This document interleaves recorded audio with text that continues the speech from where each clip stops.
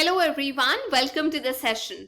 आज हम डिस्कस करने जा रहे हैं grade 7 Punjab school education board की science lesson number 8 winds, storms and cyclones. इसके बारे में हम डिटेल में आज डिस्कशन करेंगे। अब डिस्कशन स्टार्ट करने से पहले आपको याद होगा कि 6th ग्रेड में आपने पढ़ा था कि हमारे आसपास एयर हमें सराउंड कर रही है, हमें घेर के रख रही है। तो ये जो हवा है जो अर्थ को सराउंड करती है, धरती को सराउंड करती है, उसे हम एटमॉस्फेयर बोलते हैं। और हवा हमारी जिंदगी के लिए, हमारे सर्वाइवल के लिए बहुत जरूरी है। अब जो हवा हम अंदर लेते हैं वो ऑक्सीजन लेते हैं, जो जरूरी है हमारे सांस लेने के लिए, रेस्पिरेशन बोलते हैं। लेकिन प्लांट्स को भी हवा की जरूरत होती है खाना बनाने के लिए, पर वो ऑक्सीजन नहीं लेते, वो कार्बन डाइऑक्साइड यूज करते हैं। तो हम ये कह सकते हैं एनिमल्स, प्लांट्स, सब जीव जंतुओं को हवा की जरूरत होती है। तो इसीलिए हम हवा का थैंक यू बोलते हैं, जिसकी वजह से धरती पे लाइफ पॉसिबल हो पाई है। अब आप सोचोगे ये हवा में मैम ने कार्बन डाइऑक्साइड भी बता दिया, ऑक्सीजन भी बता दिया, क्या हवा में और कुछ भी होता है? जी हाँ, हवा एक मिक्सचर है गैसेस की। जैसे हम लोग भुजिया बनाते हैं वैसा ही कुछ, या भेल पापड़ी वैसा ही कुछ। कुछ चीजें ज्यादा होती हैं, कुछ कम होती हैं। अब जो 99% हवा के अंदर चीजें होती हैं उसमें से सबसे ज्यादा होता है नाइट्रोजन 78%, ऑक्सीजन 21%।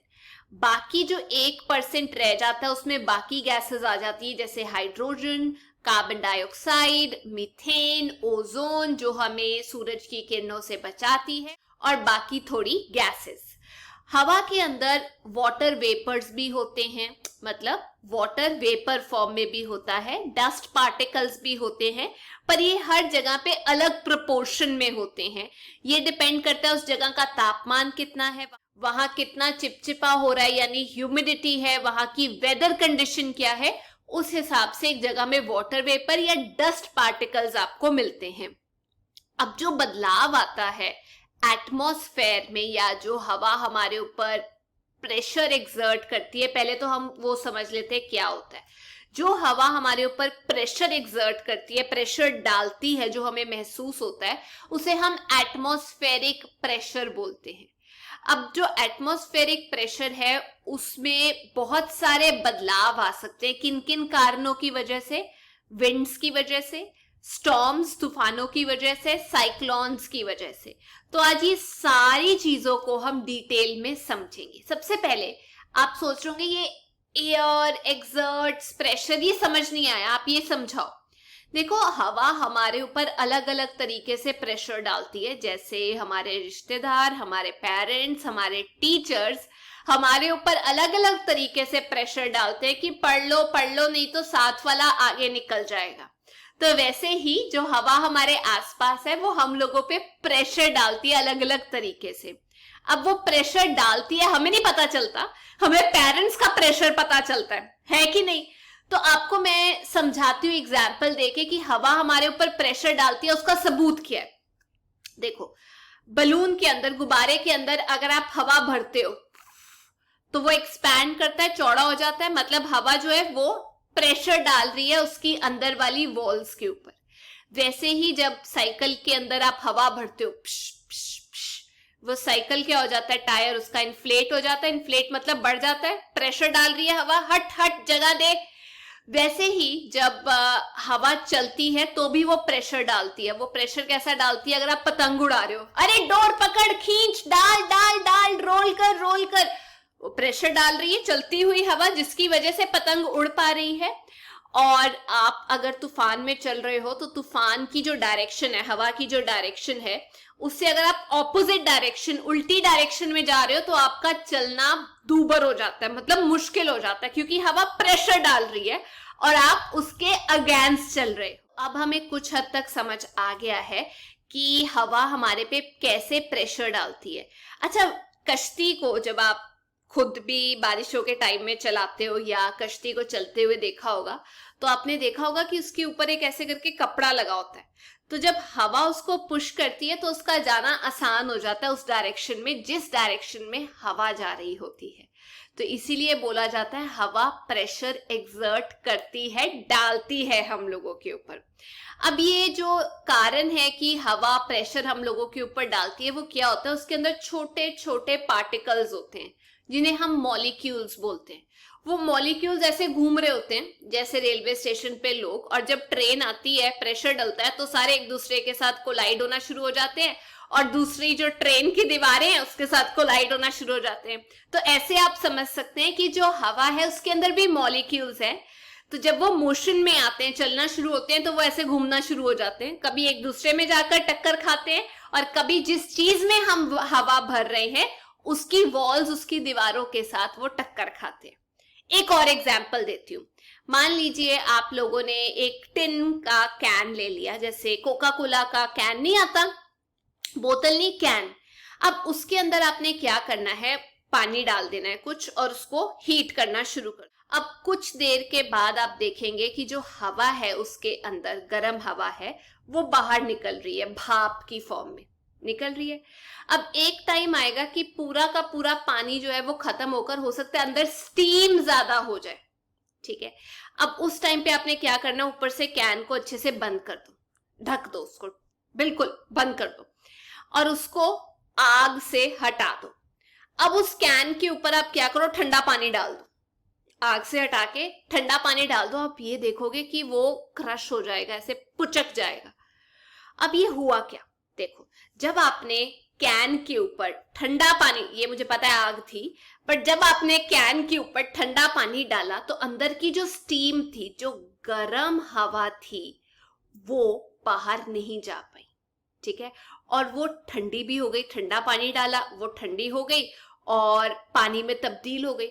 स्टीम किस में बदलेगी, जब बारिश होती है तो वाटर वेपर्स, आप ये कह सकते हैं, पानी में बदल जाते हैं। तो जो स्टीम थी, ठंडा पानी डलने की वजह से वो पानी में तब्दील हो गई। अब अंदर जो था हवा का प्रेशर वो कम था, बाहर का जो प्रेशर था वो ज्यादा था। अंदर कम था ना प्रेशर, जब गर्मी हो गई प्रेशर कम हो गया वहां पर, कि बाहर वाले प्रेशर ने उसे पिचक दिया अंदर की तरफ को। तभी कैन जो है वो ऐसे करके चिपका होता है, क्योंकि बाहर से उसको प्रेशर पड़ता है, अंदर का प्रेशर क्या होता है, कम होता है। तो हम ये कह सकते हैं कि प्रेशर का हमने कॉन्सेप्ट समझ लिया, कम भी हो सकता है प्रेशर, ज्यादा भी हो सकता है प्रेशर। अब हम जानते हैं कि विंड क्या होता है, चलती हुई हवा को विंड बोलते हैं। अब जो हवा चल रही है वो भी तो प्रेशर डालेगी ना। मैम कैसे प्रेशर डालेगी, अरे पेड़ के पत्ते हिलते हैं, झंडा हिलता है, अगर किसी की फोटो लगी हुई है बैनर के ऊपर तो वो भी तो हिलता है ऐसे फट फट फट फट फट करके। तो आप ये देखेंगे कि जो बड़े बड़े पोस्टर होते हैं फिल्मों के, जो सड़कों पे लगे होते हैं, या जो बैनर होते हैं, उनके अंदर ना छोटे छोटे छेद कर दिए जाते हैं। अब वो छेद क्यों किए जाते हैं, कि जब जोर के हवा आएगी, बैनर के ऊपर लगेगी, फोटो के ऊपर, तो उसको फाड़ के आगे निकल जाएगी, है ना। लेकिन अगर आप उसके अंदर छेद कर देते हो तो हवा उस छेद में से अपना रास्ता बना के निकल जाती है, ज्यादा प्रेशर भी नहीं डालती, और बैनर वैसे का वैसा ही रहता है। तो अब अगर आप बैनर या किसी बड़े पोस्टर के ऊपर छेद देखो तो समझ जाना कि वो क्यों किए हुए हैं छेद। फास्ट मूविंग हवा है, वो प्रेशर डालती है, लेकिन वो क्या करती है, बेसिकली लो प्रेशर क्रिएट कर देती है। बहुत तेज जो हवा चलती है वो प्रेशर को कम कर देती है। ये हम कैसे साबित कर सकते हैं, मैं आपको बताती हूँ। लो प्रेशर होगा मतलब चीजें एक दूसरे में कोलाइड होंगी। एग्जाम्पल देती हूँ, आपको तो एग्जाम्पल चाहिए कि मैम आप बताओ कैसे होगा। मान लीजिए आपने एक डंडा ले लिया ऐसे करके, और यहां पर धागे के साथ दो गुब्बारे आपने बांध दिए जिनमें हवा है। मैंने आपको ये बताया अभी कि जो स्पीड से विंड आती है वो एयर प्रेशर को कम कर देती है। स्पीड से आ रही है उल्टा काम करती है, स्पीड से आ रही है प्रेशर क्या कर देगी, कम। अब ये क्या हुआ मैम, डंडे के ऊपर दो बलून्स धागे से बांध दो जिनके अंदर हवा है, ठीक है, 8-10 सेंटीमीटर दूर होंगे वो।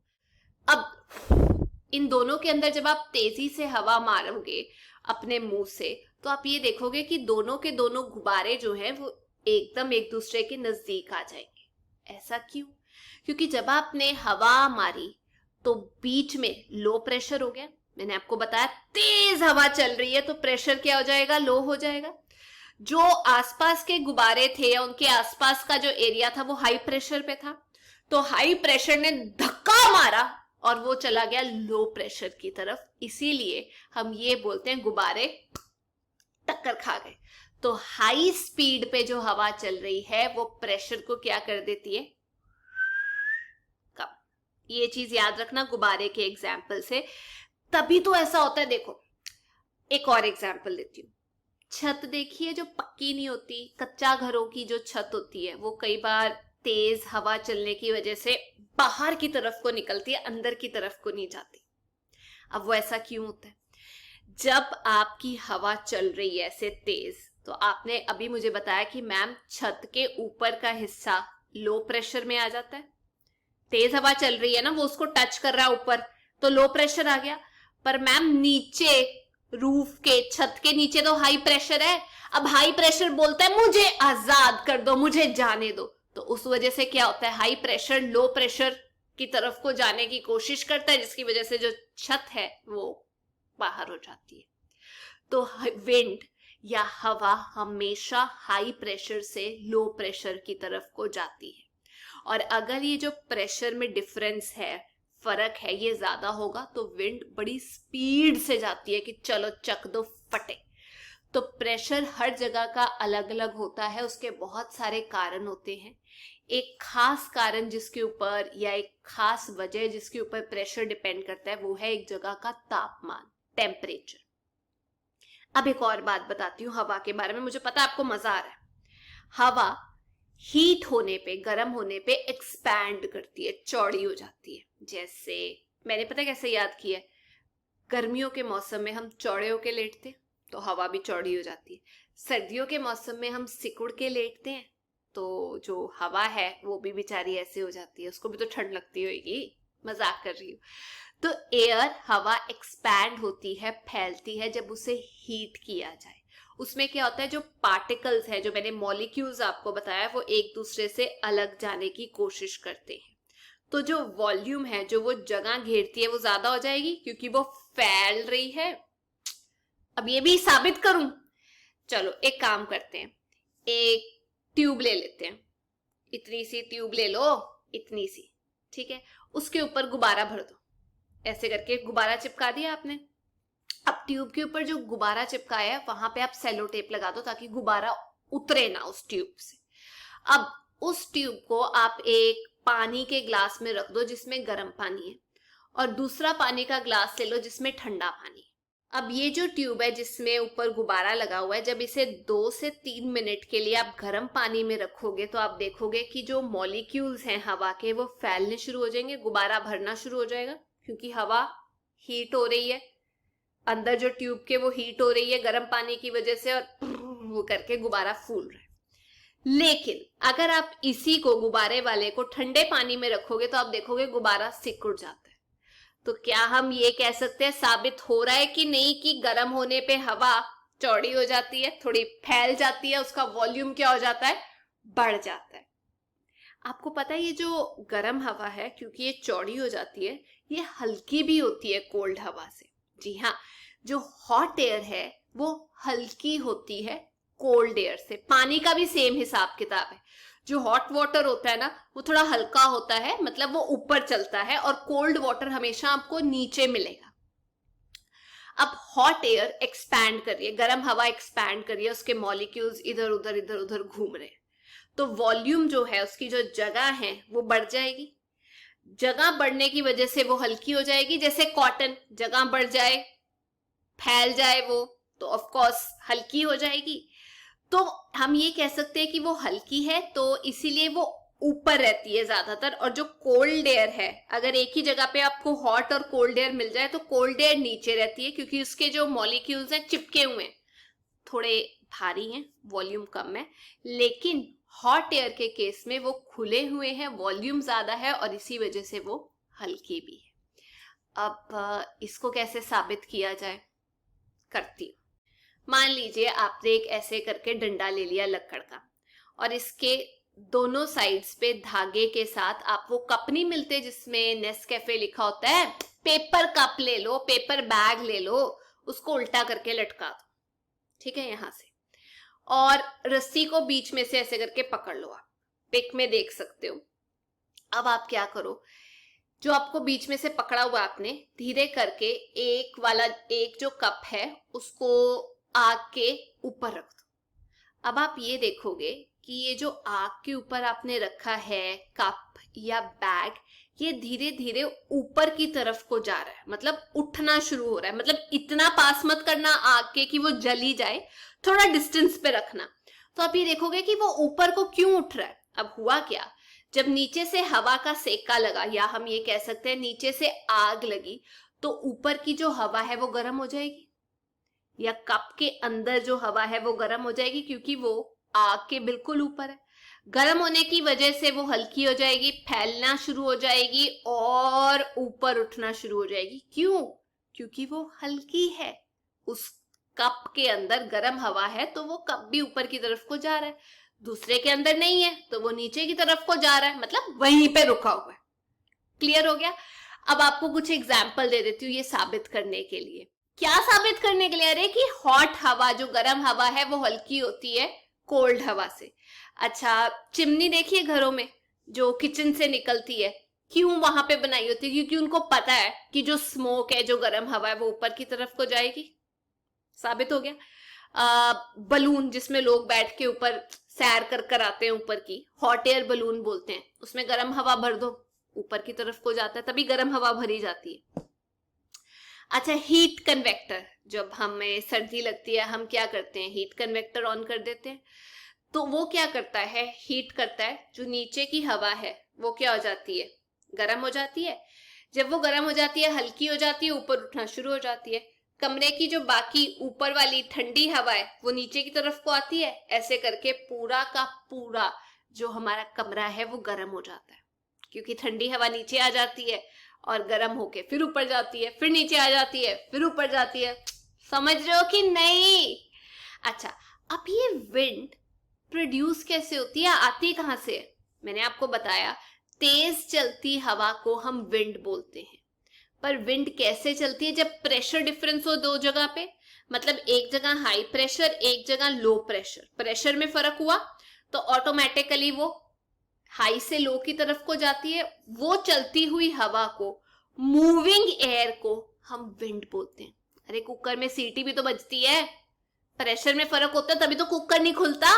जब तक तापमान और प्रेशर ठीक नहीं हो जाता, कुकर अड़ जाता है कि भाई जो मर्जी कर लो, मैं तो नहीं खुलने वाला। आपने खुद ही देखा होगा। तो हम ये कह सकते हैं कि जो डिफरेंस होता है प्रेशर में, हवा में, दो जगह पे, वो ज्यादातर फर्क इसलिए भी होता है क्योंकि वहां के तापमान में फर्क होता है। अलग अलग जगह पे अलग अलग सूरज की किरणें हीट देती हैं, क्योंकि सीधी हर जगह पे तो हीट देती नहीं है सन की किरणें। तो अलग अलग जगह अलग अलग तरीके से हीट अप होती है, कुछ ज्यादा गर्म हो जाती है, कुछ कम गर्म होती है। जो ज्यादा गर्म हो जाती है वहां प्रेशर अलग होता है, जो कम गर्म होती है वहां प्रेशर अलग होता है, जिसकी वजह से प्रेशर में फर्क होने की वजह से विंड्स चलना शुरू कर देती हैं। तो मैम, ये मापा कैसे जाता है विंड की स्पीड को और विंड की डायरेक्शन को? बहुत इंपॉर्टेंट क्वेश्चन है। विंड की स्पीड को मापा जाता है एक इंस्ट्रूमेंट के द्वारा, जिसे हम एनीमोमीटर कहते हैं। आप देख सकते हैं इसके अंदर 4 कप लगे होते हैं एक रॉड के ऊपर, जो ऐसे ज़ करके रोटेट करते हैं, घूमते हैं फ्रीली जब विंड आती है। तो अगर ज्यादा तेज विंड आ रही है तो ज़ करके ज्यादा तेज घूमते हैं, कम है तो कम तेज घूमते हैं। तो उससे हम मेजर कर लेते हैं कि क्या स्पीड है। अच्छा, दूसरी चीज, आपने विंड वेन भी देखा होगा, ऐसे करके एक एरो लगी होती है और 4 डायरेक्शंस होती है नीचे, नॉर्थ, साउथ, ईस्ट, वेस्ट। उसकी मदद से उसे हम विंड वेन बोलते हैं। जिस डायरेक्शन में एरो पॉइंट करती है, हमें पता चल जाता है कि विंड इधर से उधर की तरफ को फ्लो कर रही है। इतनी बात सब लोगों को क्लियर हो गई? अब हम डिस्कस करने जा रहे हैं कि जो विंड करंट है, विंड करंट क्या होता है? जैसे हमने वाटर करंट पढ़ा था, वैसे ही विंड करंट होता है। विंड या हवा एक पर्टिकुलर डायरेक्शन में जब जा रही होती है, दिशा में जा रही होती है, उसे हम विंड करंट बोलते हैं। तो मैम, धरती पे ये विंड करंट क्यों आते हैं? कारण एक ही है जो आपके दिमाग में चल रहा है, क्योंकि धरती अलग अलग टाइम पे अलग अलग तरीके से हीट अप होती है। सब जगह पे सेम किरणें और एनर्जी तो मिलती नहीं सन की, तो इसीलिए अलग अलग हीट होने की वजह से हमारे को प्रेशर डिफरेंस मिलता है, जिसकी वजह से विंड प्रोड्यूस होती है। तो पहला कारण ये, इक्वेटर पे ज्यादा गर्मी होती है, पोल पे कम, प्रेशर डिफरेंस हो जाएगा टेम्परेचर में फर्क होने की वजह से, तो इसीलिए हम ये कह सकते हैं विंड्स जाएंगी हाई प्रेशर से लो प्रेशर तक। दूसरा, लैंड और वाटर में भी फर्क होता है। देखिए लैंड जो है वो ज्यादा हीट अप हो जाता है जल्दी, और जल्दी ठंडा हो जाता है। पानी ज्यादा टाइम लेता है, 5 गुना ज्यादा एनर्जी लेता है हीट अप होने और कूल डाउन होने में, जिसकी वजह से हम ये कह सकते हैं विंड को मौका मिल जाता है एक से दूसरे तक जाने में। तो 2 मेन कारण है, हीटिंग पोल्स और इक्वेटर का, और दूसरा लैंड धरती और पानी का। पहले डिस्कस कर लेते हैं इक्वेटर और पोल्स के बारे में। इक्वेटर होता क्या है? वो जो इमेजिनरी लाइन जो हमने बनाई हुई है, जो धरती के बिल्कुल सेंटर से जा रही है, धरती को 2 हिस्सों में डिवाइड करती है, ऊपर वाला नॉर्दर्न हेमिस्फेयर, नीचे वाला सदर्न हेमिस्फेयर। तो जो इक्वेटर है उस पे तो सीधी किरणें पड़ती हैं साल भर, आप कह सकते हो। तो ये जो एरिया है यहां पर ज्यादा हीट पड़ती है, ये ज्यादा गर्म हो जाता है। लेकिन अगर हम इक्वेटर से ऊपर जाते हैं पोल्स की तरफ को, वहां तो साल भर सीधी किरणें नहीं पड़ती, वहां तो बर्फ होती है, ठंड होती है। तो हम ये कह सकते हैं वहां पे टेम्परेचर में फर्क होता है पोलर एरिया और इक्वेटर में। इक्वेटर में हवा जो है वो गर्म होके ऊपर की तरफ को उठती है। जब वो ऊपर की तरफ को उठती है तो वो किधर की तरफ को जाएगी? पोल्स की तरफ को, कि मैं आ रही हूं, पोल्स की तरफ को जाएगी। और पोल्स की हवा किधर को जाएगी? उसकी जगह जो खाली हुई है वो वहां पे जाएगी ना, कि अरे मैं भी नई जगह जाके देखती हूँ कि क्या मिलता है वहां पे। तो इस तरीके से एक सर्कल बन जाता है जो विंड्स का, जो पूरे साल भर ऐसे ही करके अर्थ के ऊपर घूमती रहती है। हम ये कहेंगे कि ये बिल्कुल सीधी नहीं जाती, क्योंकि अर्थ भी तो घूम रही है साथ साथ में, अर्थ रोटेट कर रही है। तो विंड्स जब जा रही है वो, एक मान लीजिए एग्जाम्पल, आपका कमरा बहुत तेज तेज घूम रहा है और आप ऊपर को बॉल फेंकते हो, तो बिल्कुल सीधी बॉल नहीं जाएगी, थोड़ी टिल्ट होके जाएगी, मुड़ जाएगी। इसीलिए क्योंकि अर्थ घूम रही है, तो अगर किसी विंड को इक्वेटर से पोल की तरफ जाना है या पोल से इक्वेटर की तरफ को जाना है, तो वो सीधी नहीं जाती, वो थोड़ी मुड़ जाती है। कहाँ को मुड़ जाती है? नॉर्थ की बात की जाए तो राइट साइड को मुड़ती है, जब हाई प्रेशर से लो प्रेशर की तरफ को जा रही होती है, और साउथ में लेफ्ट की तरफ को मुड़ती हैं। वो जो फैक्टर है जो मोड़ता है उसे से हम कोरियोलिस फोर्स बोलते हैं। अब 3 जो मेन इंपॉर्टेंट विंड्स हैं जो परमानेंट होती हैं, हमारी धरती पे रहती है, जिसकी वजह से समुद्र में भी मूवमेंट आती है करंट की, जो समुद्र के पानी को भी एक जगह से दूसरी जगह लेके जाती है, वो 3 इंपॉर्टेंट है प्लैनेटरी परमानेंट विंड्स। पहला आप देखेंगे इक्वेटर के आसपास, इक्वेटर की तरफ को जा रही है ईस्ट टू वेस्ट, उन्हें हम बोलते हैं ट्रेड विंड्स। उसके ऊपर 30 डिग्री से 60 डिग्री के बीच में आपको दिखाई दे रहा होगा, वेस्ट से होती हुई ईस्ट की तरफ को जा रही हैं, वेस्ट से आ रही हैं, तो इनका नाम होता है वेस्टर्लीज। और सबसे टॉप पे 60 डिग्री से 90 डिग्री के बीच में जो विंड्स हैं वो ईस्ट से आ रही हैं, पोल से आ रही हैं, इसीलिए उसको हम बोलते हैं पोलर ईस्टर्लीज, जो ईस्ट से वेस्ट की तरफ को जा रही होती है। क्लियर?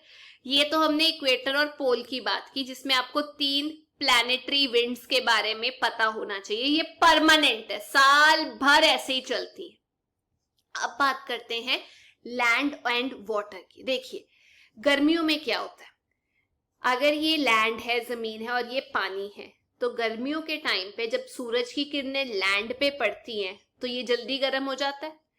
उसकी वजह से इसके ऊपर वाली जो हवा है वो भी गर्म हो गई।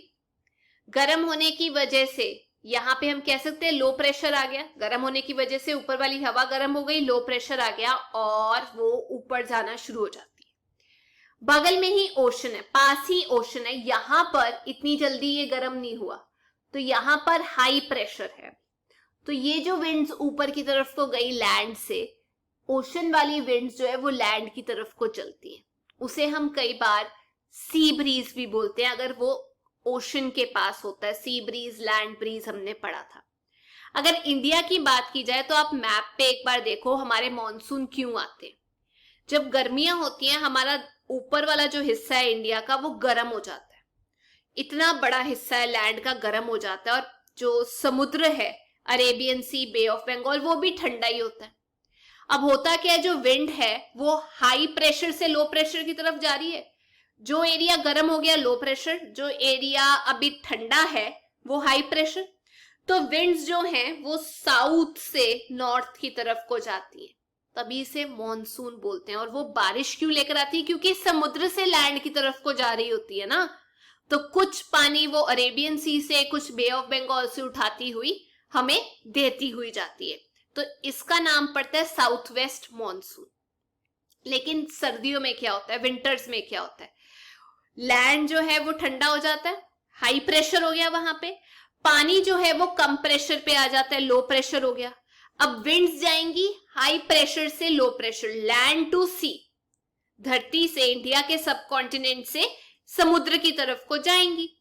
अब क्योंकि लैंड टू सी जा रही है तो पानी तो है नहीं, आप देखो सीधा अरेबियन सी की तरफ को जा रही है और एक जा रही है बे ऑफ बंगाल की तरफ को विंड। पर आप देखोगे बे ऑफ बंगाल से जब वो निकलती है तो तमिलनाडु को बारिश दे देती है कि चल जाती जाती बे ऑफ बंगाल से पानी उठा के थोड़ा तुझे भी देती जाती हूँ। डायरेक्शन देख लो आप। तो इसीलिए विंटर में बहुत कम रेनफॉल होती है, बस थोड़ी सी रेनफॉल होती है तमिलनाडु के आसपास। लेकिन क्या आपको पता है बारिश सिर्फ खुशहाली और पकौड़े नहीं लेकर आती, फसल अच्छी नहीं करती, कई बार फसल को तबाह भी कर देती है।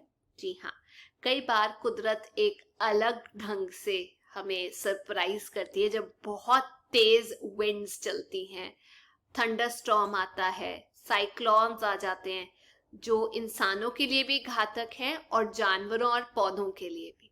तो अब ये नेचुरल फिनोमिना जो है इनके बारे में हम नेक्स्ट क्लास में डिस्कस करेंगे। पर जाने से पहले मैं आपसे 2 क्वेश्चंस पूछना चाहती हूँ। पहला क्वेश्चन तो ये है कि आप विंड की जो स्पीड है वो कौन से इंस्ट्रूमेंट से मेजर करते हैं, विंड की स्पीड और डायरेक्शन विंड की। तो ये एक क्वेश्चन है। दूसरा क्वेश्चन ये है कि जो विंड पैदा होती है उसके क्या 2 कारण हैं। धरती पे जो विंड पैदा होती है, आती है, उसके 2 कारण बताइए। तो अब हम नेक्स्ट क्लास में मिलेंगे। अगर आपको ये वीडियो अच्छा लगा तो make sure you like, share and subscribe. Till then take care, bye bye.